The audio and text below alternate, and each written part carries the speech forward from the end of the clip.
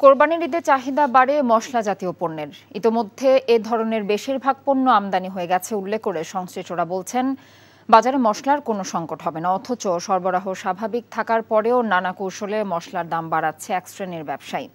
মশলা জাতীয় পণ্যের সাম্প্রতিক আমদানি ও বাজার পরিস্থিতি জানাচ্ছেন শামসুল হক হায়দুরী। ক্যামেরায় ছিলেন সুমন গোস্বামী।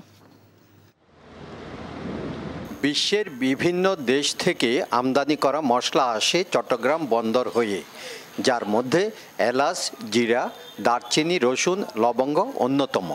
বছরব্যাপী ব্যবহার হলেও কোরবানির আগে কিছুটা চাহিদা বাড়ে এসব পণ্যের।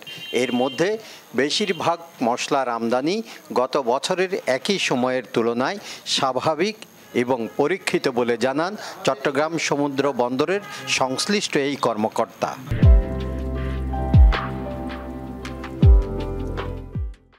যে সমস্ত মশলা আমরা আমদানি করি সেগুলো আমাদের এই কেন্দ্রের মাধ্যমে সুষ্ঠুভাবে পরীক্ষা নিরীক্ষা করেই ক্ষতিকর রোগ জীবাণু, পোকামাকড় মুক্ত, স্বাস্থ্যের জন্য ক্ষতিকর নয়, এটা প্রতীয়মান হলেই আমরা ছাড়পত্র দিই। আমদানি স্বাভাবিক থাকার পরও কিছু পণ্যের দাম বাড়ছে অস্বাভাবিক হারে। এক্ষেত্রে বাজার পরিদর্শনে এক শ্রেণীর ব্যবসায়ীর অসাধু তৎপরতা দেখা যায় বলে জানিয়েছেন ভোক্তা অধিকার সংরক্ষণ অধিদপ্তরের এই শীর্ষ কর্মকর্তা। প্রবলেমটা হচ্ছে, আমি যখন পাকা ভাউচার চাচ্ছি, আমরা যখন বলছি যে ম্যান্ডেটরি আপনার ক্রয় বিক্রয় রসিদ রাখতে হবে, তখন ওটা কিন্তু পাচ্ছি না। চট্টগ্রামের খাতুনগঞ্জ পাইকারি বাজারে 2 মাসের ব্যবধানে এলাচ ও গোলমরিচের দাম বেড়েছে কয়েক গুণ।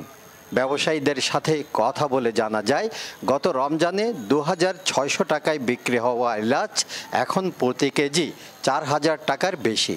কারণ না বললেও মূল্য বৃদ্ধির কথা স্বীকার করেন ব্যবসায়ীরা। জিরাটির দাম আগের চেয়ে কিছু কমেছে, আমরা দাম বেড়েছে শুধুমাত্র গোলমরিচ আর এলাচির দাম আর কি। কোরবানির ঈদ সামনে রেখে মশলার মূল্য বৃদ্ধি যৌক্তিক হচ্ছে কিনা সে বিষয়টি সংশ্লিষ্ট সরকারি দপ্তরকে তদারকির দাবি ভোক্তা সাধারণের। শামসুল হক হায়দুরী, NTV নিউজ, চট্টগ্রাম।